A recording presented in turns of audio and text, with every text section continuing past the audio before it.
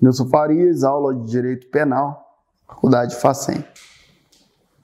Nós havíamos estudado já, na última aula, elementos do crime. Começamos a estudar os elementos do crime e começamos falando do fato típico. Anteriormente falamos de crimes simples e complexo, crimes unissubsistente e plurissubsistente, crimes instantâneos permanentes, instantâneos de efeito permanente, crimes comissivos e omissivos. Quando entramos especificamente no fato típico, percebemos que dentro do fato típico eu falei da conduta.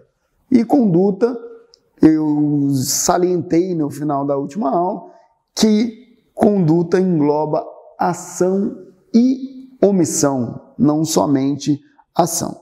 Então falamos que o fato típico é o fato previsto na lei como infração penal. É constituído dos seguintes elementos. Aqui só fazendo um adendo, o fato previsto na lei como infração penal. Por quê? O que é tipificado, lembra que eu falei em sala de aula, tipificado é a nomenclatura.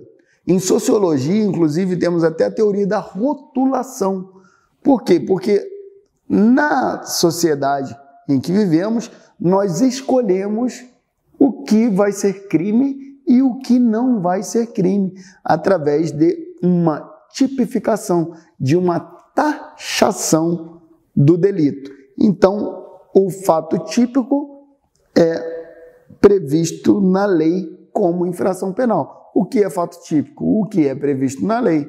Se estiver previsto como crime, aquilo ali é crime.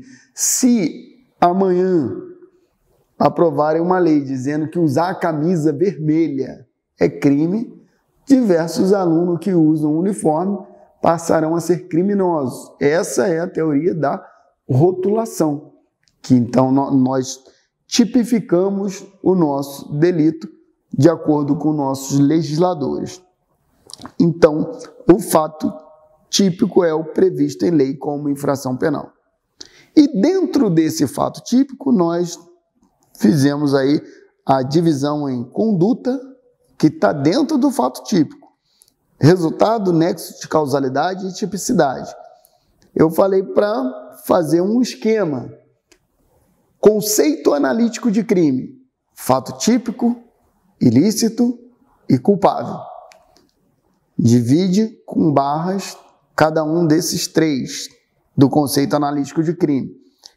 Embaixo do fato típico, você vai colocar, primeiro, conduta, segundo, resultado, terceiro, nexo de causalidade e quarto, tipicidade.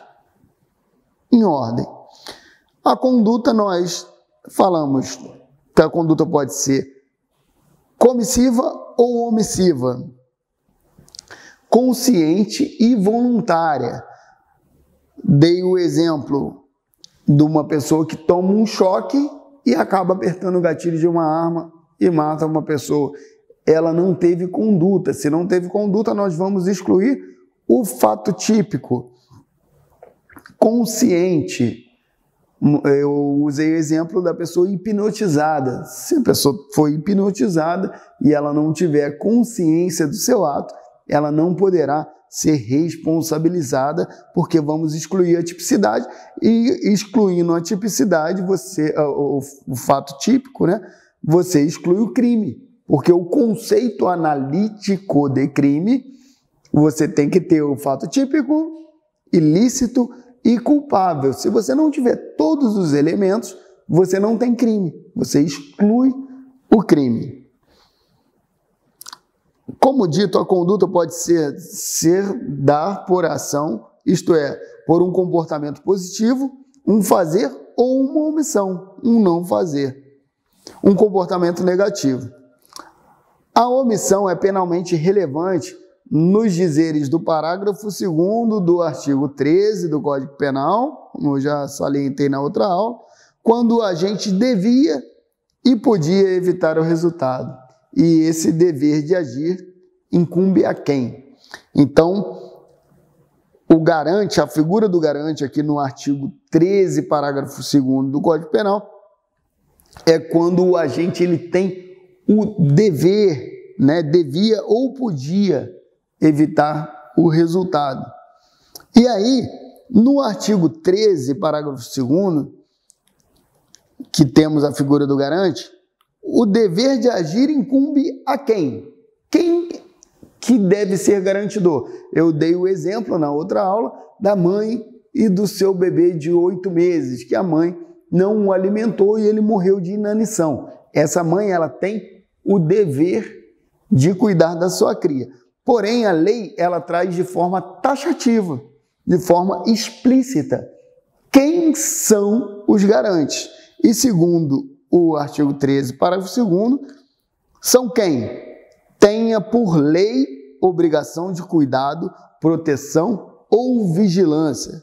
Exemplo, a mãe que deixa de amamentar o filho. Então, quem tem por lei essa obrigação de cuidado, proteção ou vigilância, ela é garantidora. E como garantidor, a omissão dela ela é agravada. Ela não é uma omissão qualquer, ela é uma omissão penalmente relevante. Pode anotar até essa expressão. Ela é uma omissão penalmente relevante e por isso vai ser elevada ao status de comissivo por omissão. Incumbe também a quem, de outra forma, assumiu a responsabilidade de impedir o resultado. Aqui diz respeito à relação contratual, profissão. Exemplo, salva-vidas na piscina do clube. Se o salva-vidas ele está ali com a obrigação única de salvar a vida daquelas crianças, daquelas pessoas que estão, e de repente esse salva-vida ele está meio revoltado, a namorada brigou com ele, e ele vê uma pessoa se afogando e fala, quer saber? Tô nem aí para essa pessoa, eu não mandei pular em piscina nenhuma, cada um com seus problemas, eu já estou cheio de problema aqui, eu não estou nem aí. E a pessoa grita, ele, salva a vida, vira de costas, não quer ver. Esse salva-vidas, ele vai responder por homicídio. Ele não vai responder por omissão, ele vai responder por homicídio. Por quê? Porque essa conduta dele é comissiva por omissão. É como se ele quisesse aquele resultado. É igual a mãe que não amamentou o filho. Ela vai responder por homicídio, porque a conduta dela é prevista pela nossa legislação como comissiva por omissão. Então ela é muito mais grave do que uma omissão, porque ela é garantidora. O salva-vidas, ele é garantidor. A conduta dele é comissiva por omissão. Então ele tem o dever. Agora, diferente se um transeunte está passando ali e vê alguém se afogar. E aí ele tem uma boia e uma corda. E ele olha e fala assim, cara, mas hoje eu não estou a fim de ajudar ninguém não. Cada um com seu problema. Ele vai responder de forma omissiva, pela omissão de socorro. Por quê? Porque ele não tem um dever, uma obrigação de salvar. Então, a legislação não trata ele como comissivo por omissão. Agora, diferente do salva-vidas, o salva-vidas não. Ele tem o dever, ele assumiu essa responsabilidade.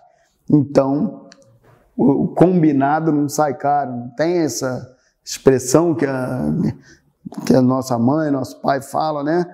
Combinado não sai caro. Então, se ele combinou, ele tem o dever de impedir.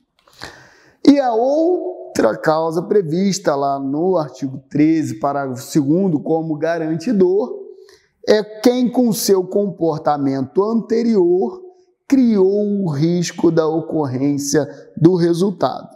Exemplo, aquele que por brincadeira atira outro em piscina e verifica que ele não sabe nadar. Ele tem o dever de salvá-lo, senão responde pelo crime. Então, quem com seu comportamento anterior criou a situação de risco, ele tem obrigação, né? Como eu dei o exemplo, um transeunte passando, se ele não jogar a boia com a cordinha, deixar a pessoa se debater até a morte lá, ele responde pela omissão. Mas tudo muda se esse transeunte estava passando, a pessoa não estava nem na piscina, ele empurra ela. Resolve dar uma empurrada e ela começa a se afogar e no início ele ri e quando ela está se debatendo e morrendo, ele continua a rir mais ainda. Esse indivíduo, como ele causou aquela situação de letalidade, ele tinha o dever de impedir o resultado, porque com o seu comportamento anterior, ele criou a situação de risco. Então, só fazendo aqui uma rememória, o artigo 13, parágrafo 2º, traz a figura do garante. O garante, ele, fazendo um link no que a gente já tinha estudado, ele é o que pratica o crime comissivo por omissão, porque a omissão dele é tão grave, tão importante, que o legislador elevou ela ao status de comissivo, como praticou o ato querendo aquele resultado. E são 3 situações em que temos crime comissivo por omissão, que é quem tenha por lei obrigação de cuidado, proteção e vigilância. Demos o exemplo da mãe que não alimentou o filho e ele morreu de inanição, recém-nascido.